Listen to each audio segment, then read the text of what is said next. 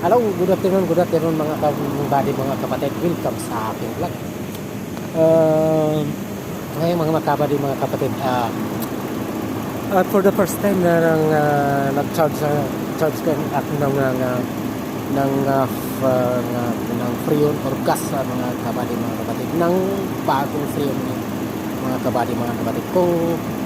Kung tawagin o pangalan niya is R1234YF.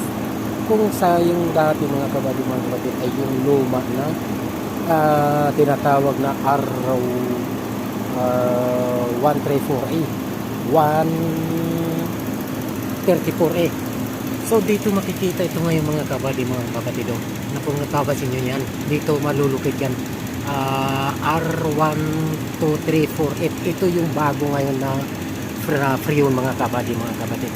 Lahat ng mga kabady, mga kapatid, lahat ng unit ng sasakyan na may mga sticker na nakadikit yan dito sa Toyota, dito sa dito man sa Toyota, dito sa hood. Itong Volkswagen 2022 model mga kabady, mga kapatid, is dito. Dito mo malalaman, makikita yung kung anong klaseng Freon na naka-charge yan mga kabady. Ito sinabi ko na nga, bago R1234YF. So bago ito ngayon. Ito ngayon yung kasi wala akong available mga kabady, mga kapatid, na Freon kami. So bumili kami ng sa labas. Ito na 300 something mga kabady, mga kapatid. Itong isang cylinder na ito mga kapatid, isang kargahan lang ito mga kapatid. May tira man siya, wala, may tira man, disposable ito, wala na. Kasi once na tinanggal mo ito, kung may tira man dyan dito, may matatapon na yan. So ito na ngayon yung reading mga kabady, mga kapatid. Ito actually pinadaan ko lang dito sa gauge niya mga kabady, mga kapatid. Sa gauge, kasi walang gauge, dapat ay mayroon siyang gauge dito. I-operate mo na lang dito, ganyan. So yan, para makikita mo yung charge ng unit kung ilan ng fan niya. So yun,